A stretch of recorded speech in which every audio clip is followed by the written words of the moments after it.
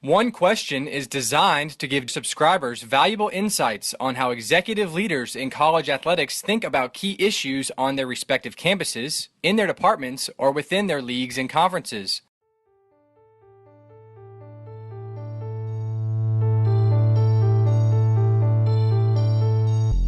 Greetings, this is Tai Brown and welcome to One Question.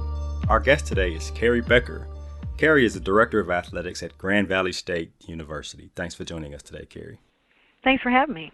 Now, Keri, Grand Valley State is the premier institution in Division II in terms of success as an athletics department.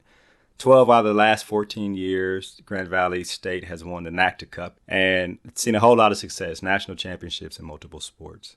You've been the Director of Athletics for just over a year and a half, and when you assumed the chair, what was your plan for continued success in an organization that had already seen that long-term success? Well, I think, one of the big shoes to fill. My predecessor, Tim Selgo, teed it up for me, and so it's what the question everybody's really asking is, how are you not going to screw this up, Becker? But I'm a pretty positive person, so I certainly don't look at it that way. And so when I took this position and knowing full well what I was getting into, having been here 5 previous years as the Associate Athletic Director under Tim Selgo, certainly I was prepared for that platform and the expectations that went with from the community and being a part of Grand Valley. And certainly it wasn't lost on me. But I'm a competitive person at heart. If there's one word to describe me, it's competitive. And I think that that alone, not alone, but I think that's the basis of, how we can remain competitive. And if I have to give you one word to describe our staff, our coaching staff, it's competitive as well.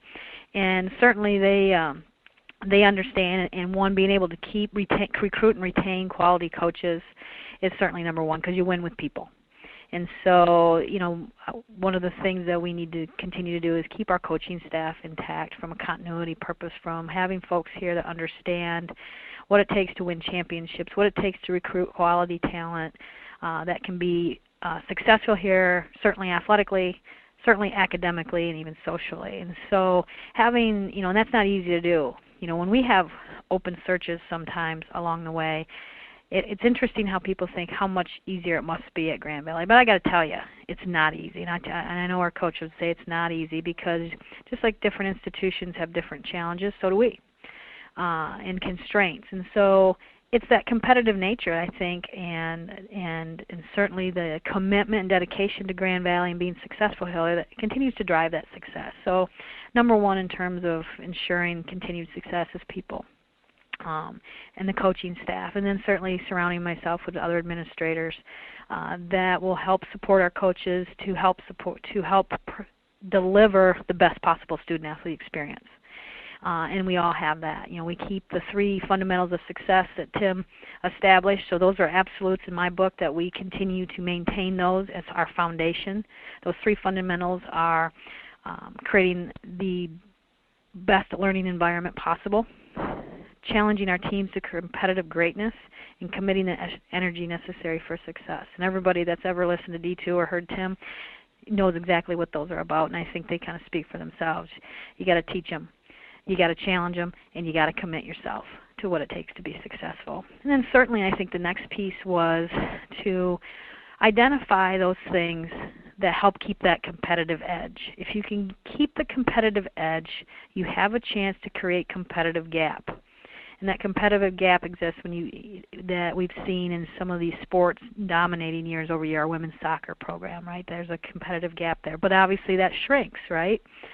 Because things are never as easy, and you know what? When you got somebody, we know people are chasing. We know there's a target on the back, and we know that we've kind of created the standard, and that kind of gets them hungry, but certainly keeps us hungry too. We're always running, right? And so we wanted to identify those things that would create that competitive edge, things that maybe cost a little money, cost a lot of money, or cost no money at all.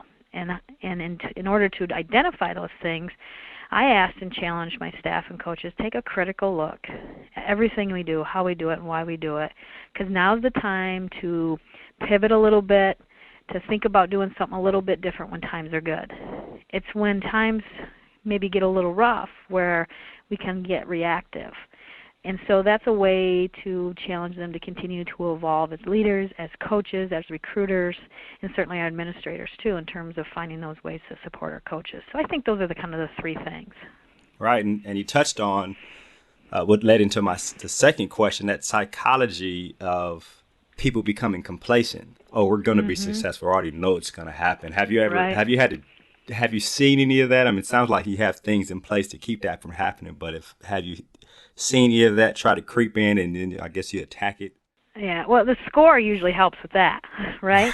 When you go through a little adversity, and certainly we've had our share of adversity, and I think that if there was any complacency sneaking in, I think that can be a wake-up call. But in general, no. Again, I think when I go back to the first thing I said, people, is we don't have complacent people. A lot of these coaches have been here a number of years, and they don't stay here with that complacent attitude. And so we have those that are competitive and hungry, and they know certainly it's not easy even when they do get there.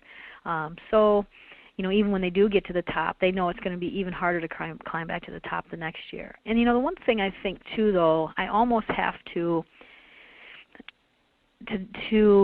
focus on this is sometimes when they don't quite get all the way to the top, and this comes from maybe some external forces, too. People, when the soccer team last year came in second, and like, oh man, second, that sucks. I'm like, really? That's second place. You can't rest. You can't beat yourself up for what you didn't do. You have to celebrate what you did do. And it's really hard to get to that final game. It's really hard, and so you may have to make sure you continue to celebrate those successes at whatever level. And even our soccer team this year went out in the right after the regional, so it would have been the fourth round, and so we didn't make it to the Final Four. And again, you can look at that and say, what's happening to that program? Nothing's happening to that program. Nothing's happening to that program. It's well led, it's well coached, they recruit. We had phenomenal student athletes. We played a really good team in Central Missouri. And you know what? They got it done. They got the breaks when they needed to get the breaks. Sometimes luck comes in, certainly talent. It's not for a lack of talent. But I have full faith and confidence in our soccer coaching staff that, we had a successful season. People say, you didn't really have a successful season. Are you kidding me? We won another conference championship. We made it to the postseason. We made a good run. We played well. The other team played a little bit better. Well, that's called sports. That's why we play the game. Nobody's going to roll over and just hand it to Grand Valley, and certainly our coaches don't approach it any differently. So I am going to celebrate our senior class. It's highly decorated and phenomenal. That's what we're going to celebrate.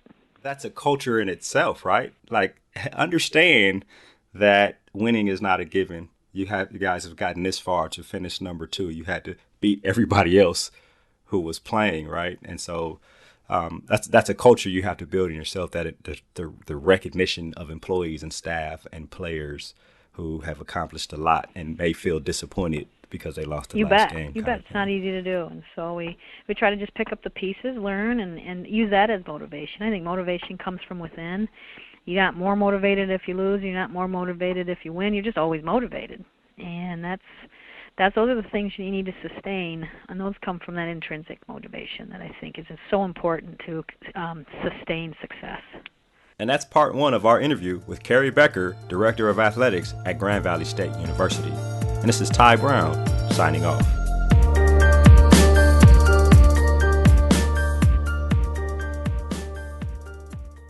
This episode of One Question is produced by Spades Media Group, solving problems using creative leadership.